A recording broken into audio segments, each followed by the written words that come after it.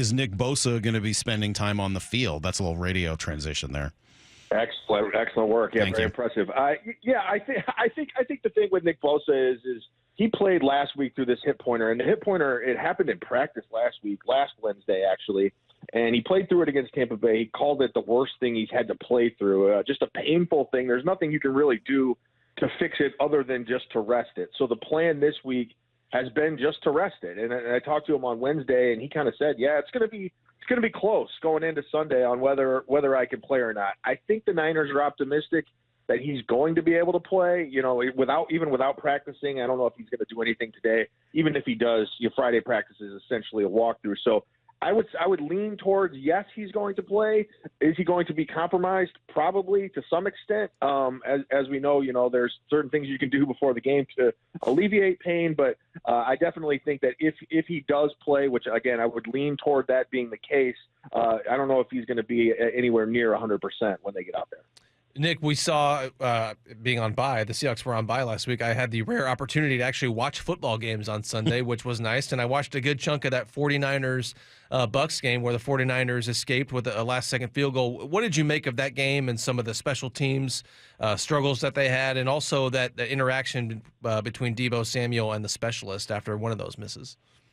Yeah, there was a lot of things going on in that game that are just kind of similar to things that have gone on all year. And the reason that the Niners are only 5-4 instead of, say, 7-2 right now, and a lot of it goes back to special teams. And the simplest way I can put it, Brady, is the 49ers haven't been very good on special teams for a lot of years now. And in fact, Kyle Shanahan has openly said multiple times, he doesn't really care that much about special teams. He just doesn't want it to lose them games.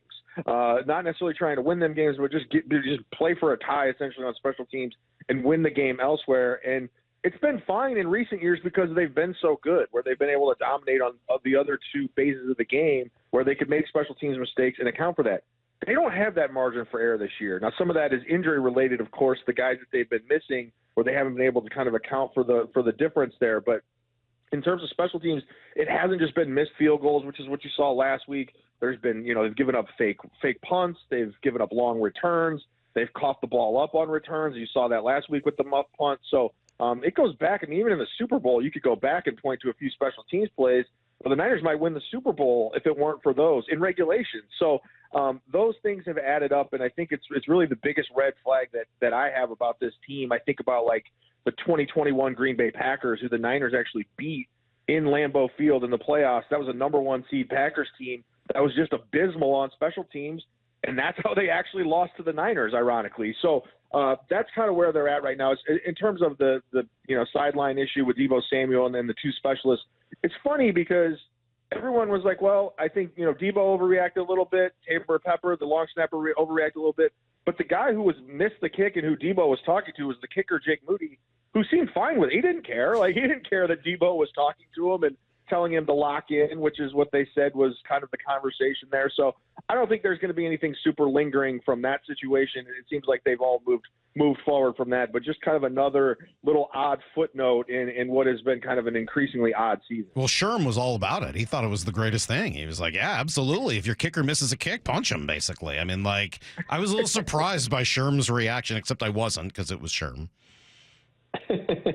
Yeah, and I mean, I think the thing too is Deebo was more annoyed with the long snapper stepping in to quote unquote protect the kicker who didn't need to be protected. Essentially, is the way it kind of went down. But they talked about it. It seems like they kind of squashed it. I'm sure Deebo's not super thrilled still with the long snapper, but in terms of the kicker, I don't think there's any issues there. And Kyle Shanahan even said, this is the way we kind of talk to each other. If somebody's not performing up to the standard that we do things, going up to them and telling them to lock in is kind of what we do. So I don't expect it to carry over, but I do think the special teams issues, again, they've happened almost every single week for 9 weeks here. Those do seem to carry over. So how do they handle all of these? Because they've had a bunch of little blips this year, right? Whether it's the wrong shorts worn in practice or a little pushing on the sideline, or there have been a couple of these little things. How do they handle it? Do they go away? Has this been part of the reason they're 5-4, or has it helped kind of bring them back together? What do you make of the whole thing? Yeah, I mean, I think that a lot of it is just simple. It's like frustration from not being the team that they, A, have been in the past, and B, who they believe they can be based on who they still have on their roster. But I don't necessarily buy into, there's been a lot of like, oh, there's a lot of bad vibes around the team. I don't necessarily buy into that. It's also hard to say that. I mean, we're around the team, but we're not in there with them every second of every day. I do think that, last week going into the game was probably the best, just in terms of the way the vibe I got from the team in the locker room during the week, because Christian McCaffrey was returning. Like I felt like there was like a tangible, you could notice everyone was fired up to get him back. That was like, their version of their big trade acquisition, right? Was just getting Christian McCaffrey back off of IR. But again, I think a lot of this comes down to the fact that they've been pretty injury ravaged. I know a lot of teams are dealing with that, but the Niners are certainly up there in that regard. And they just have had to rely on guys who I don't think they would have expected to. And now some of the rookies have done a really nice job, but it's not the same as having Christian McCaffrey. It's not the same as having Brandon Ayuk or Drake Greenlaw or Talanoa. There's you can go up and down the list of guys that they're missing. So again, I just think this is a team that is not as good as it's been in recent years. Could it be good? I mean, metrically, if you look at the numbers, they're still really good, and they rank near the top of the league in a lot of significant categories, but they're not doing the things that win them games in the past, most notably finishing drives with touchdowns. I think they're second in the league in yards per game, and they're tied for 16th in total offensive touchdowns. So that kind of gives you an idea that they're moving the ball really well, but they're not finishing drives on a consistent basis. And then, again, all the special teams issues on top of it. And Nick, you mentioned the injuries. I mean, sometimes when a guy, suffers an injury like Brandon Ayuk did and a defender crashes into his leg, that's just a fluke thing that's going to happen. But how much do you think some of the injury issues are a product of just all those kind of the cumulative effect of all those deep playoff runs that they've made over the last, 5-6 seasons? Yeah, I mean, I think that has to be a factor here, right? And I think there's a mental toll to that too, Brady, which is harder to quantify, of course. But, you talk about a team that the core guys have been to at least the NFC Championship game, if not the Super Bowl, in 4 of the last 5 years.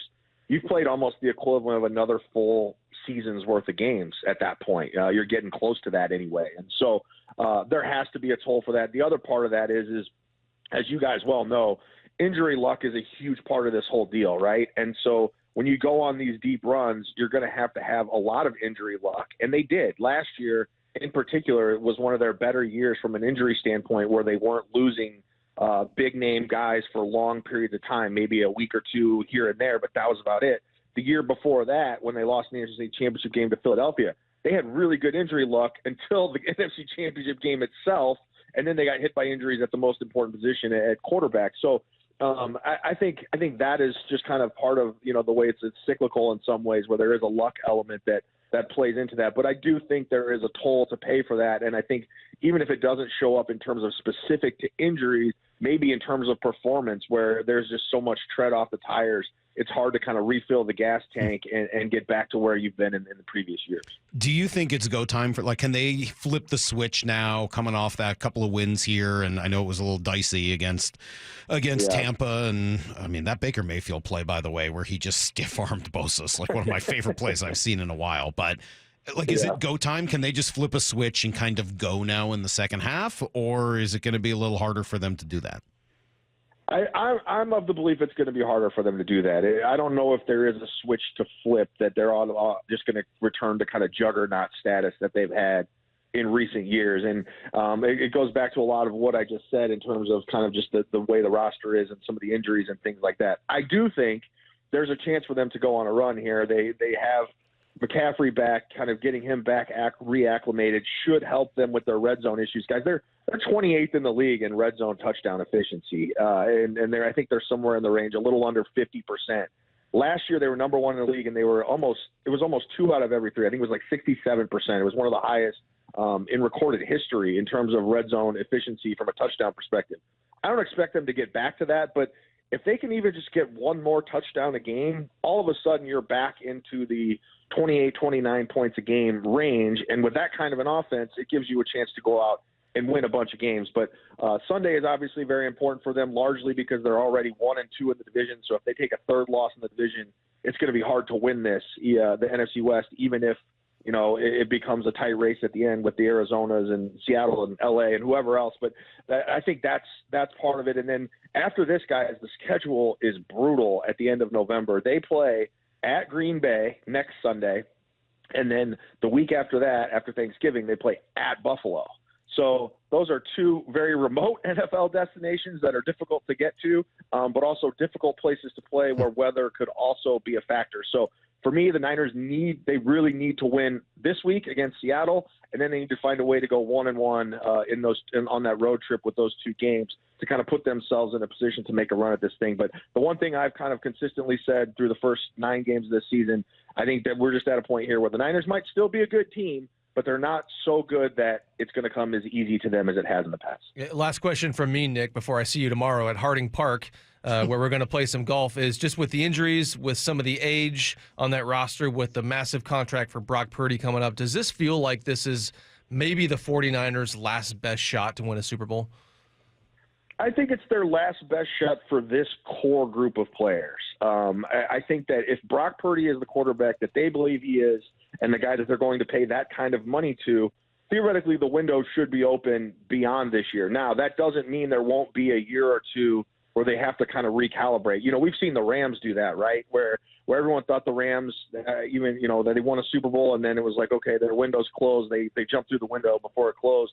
And then they came back and were competitive again after a year off where they just kind of, ate a bunch of crap on the salary cap and then kind of moved on. So they might have to go through a year or two of that. But I think you're seeing the Niners already start kind of planning for the future and transitioning into what their next core is going to look like.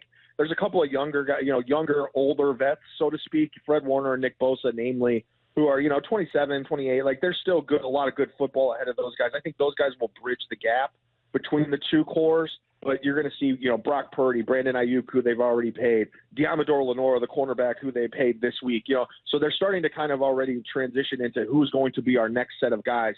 But there is going to be a reckoning in terms of the salary cap that they're going to have to deal with, where there is going to be a year where they just have to eat a bunch of dead money. It may mean they go 8-9 or 7-10 or whatever, and no one's going to like it, but it might be the step they need to take to be able to compete again. So, yes, in terms of this group of guys, Kittle, Trent Williams, Bosa, Warner, all those guys who've been around, Juszczyk, those guys who've been around for a long time, Debo, it's probably their last go as a collective at a Super Bowl for sure. Nick Wagoner covers the Niners just like Brady does for ESPN.com with the Seahawks.